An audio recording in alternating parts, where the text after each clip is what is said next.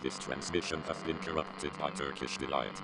Hey YouTube, it's me, Turkish Delight, and what you're seeing on the screen is the end result of a lot of testing with a small little glitch that we found the other day. If any of you have watched the rematch between me and Haru, which I think is named the funniest 1v1 I've had against Glitch Tenno, you'll see that there was a moment where I pounced as the Tenno tail slammed and I was launched into the air. Now this got me thinking about some of the issues that we see during pounces, where you pounce and then, you know, you're like waving about all over the place and you don't know where you are. And I wanted to see if, potentially, you could actually be interacted with by other objects. Of course, the first step of this was to see if we could recreate this issue. And what we found out that is to do with the Utah's latching points, or Omniraptor's latching points, when it pounces onto something. To say it simply, if the point where the Omniraptor latches moves, the very moment it starts to latch on, it will cause this effect as we see right now. They see on their screen a small, like, shudder, you know, that shows them that it's worked. So this can be, you can actually know when this is properly doing what it's supposed to. We've seen it works very, very well when you're running, and towards the end of our testing, we found out that it works very, very well when you jump with the Tenno. So when the Tenno jumps. I have decided to name this after Glitch Tenno as the Haru attack or something. You know, he likes to call it the fucking cake yeet, which is pretty funny in its own right, but it is what it is. So now that we understood how it worked, we then tried to work on making it repeatable. We found that turning around in circles, if you time it right, you can do it. If you jump at just the right time, it works. If you attack at just the right time as well, it works. Now, our first tests were to see if, during an ult bite, if the Tenno could kick or hit the Omniraptor while it was standing still, and it couldn't. And we kept trying to do this until we made the amazing breakthrough through, which hopefully will be on the screen short enough. Which is that we found out that I was interactable by the environment. The position of the Omniraptor would be changed by the environment. It would go up and down hills, which implied that the Omniraptor was reacting to the hills in its position. Which then gave us the idea of what if we can launch the Omniraptor off of the Tenno. So then came the next few tests that we did, basically just to confirm what we found out against the hill.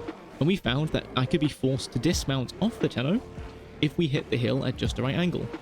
So we continued to test this, becoming more and more consistent with our test to produce the bug. And we found that you could actually detach the Omniraptor completely from the Tenno while it's pouncing and then drop it.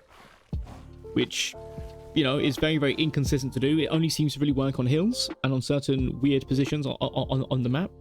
But if you guys want to find out these positions yourself on the map, feel free to sweat your hearts out. So then we tried to do a test in human structures. Can we get the Omniraptor to be triggered by a human structure? And it could. You could be dismounted off by hitting a human structure. This is huge. What this means is that the Omniraptor, while it is floating around in the air, your client actually believes the Omniraptor is there and then reacts with you and the environment.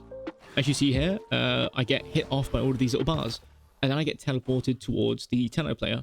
So a sweaty enough Tenno will, one, notice the visual indicator that this has worked, which is like their screen will drop forward a meter and then come back. And then we'll then use this to then hit the Omniraptor.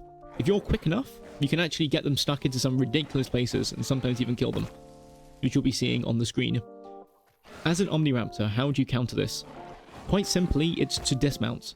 The issue is that this fucks up the direction that you dismount, because your dismounts are directional now, based on where you're looking. With this, you're not looking anywhere. So sometimes you can dismount directly into the Tenno's head, and then just get ult bitten. So it's still ridiculously powerful. Yeah, it's definitely a hard little thing to really work. Also, there are times where you dismount where you dismount in the correct direction you would be if you were latched on properly, but not on the direction where you are on the Tenno. So there should have been a clip just now that shows that I dismount and I seem to teleport to the other side of the Tenno and then fall down. What applications are there for the Tenno? You can break Omniraptor's legs doing this. If you're at a point where there's a small little hill, or if there's a rock or a tree, you can actually hit the Omniraptor into it and break their legs, which is ridiculously powerful. You can also get them stuck in the fucking train and just instantly kill them, or make them die from fall damage. There's a whole host of things that you can do and applications for this. Haru trick, as we're going to call it. The Haru tech for Tenno. To properly replicate this, you're going to have to jump or do an attack or run or move your hitbox the very moment the Omniraptor latches on. You can probably see it in quite a lot of these clips. If you pay attention to the Tenno actually jumps just before I latch on in quite a few of these clips, which causes the launch upwards sometimes. Or if they turn, it causes the camera to turn as well. But you can tell what's caused it when you're doing it. So this gives all the more reason to actually bait out attacks for Tenno. Obviously, it's unreliable to do all of this, but it's ridiculously powerful, and will only get more powerful on a map that has a lot of obstacles and dynamic terrain. For example, the gateway map. I would quite like to see this bug fixed, because if this is still on the gateway map, where there are more human structures and all of these rocks you can fight on, and all of these, you know, dynamic environments, this could be absolutely disastrous to do, because, you know, you'll just be flung about and killed. It also means that the Tenno won't have to really run as much to do it. Why is this also bad? It's because you can actually still buck cancel during this. So what is a buck cancel, I hear you ask? A buck cancel is where you start your buck, and then you do an attack, and you keep holding on E to buck. And you will continue to buck even though you are not doing any sort of bucking animation. I have told Philippe about this, and he told me that the ability to attack while bucking is intentional. However, he seemed to not want to answer the question of whether or not the bucking continuing in the background is an intentional feature. So we could see quite a lot of problems in this, in which if you have an issue with the Omniraptor and you cannot dismount because you don't know where you're going to land, and you're being buck cancelled, you can end up in a situation where you are forced into a position like this, and you just have to dismount and just hope for the Hail Mary. Yeah, it's very, very strong. To once again repeat how you want to produce this, it's that you want to cause the Tenno's latch point to move as the Omniraptor latches on. So either by jumping, by attacking, by swiveling your body left and right, spinning around in circles, whatever. And then you can recreate this bug. And the more you practice it, the better you will get.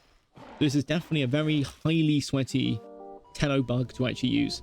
And hopefully you guys at least enjoy some of the hilarity that can ensue once you get good at using this bug and playing with it. Yeah.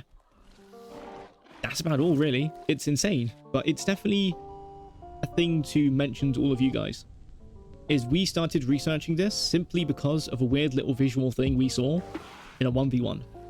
So if you think about it, the amount of weird little things you guys see in your playtesting could lead to absolutely monumental exploits that could be used by absolute sweats. So always keep those in mind. And to tell you guys, I am perfectly fine if you guys send me videos on the Discord of weird little things that you've encountered, because those could lead to much bigger discoveries that could push this game forward and help us find some really, really cool things for us to do. So with that in mind, you know, peace out, my guys. Story time's over. Fuck off.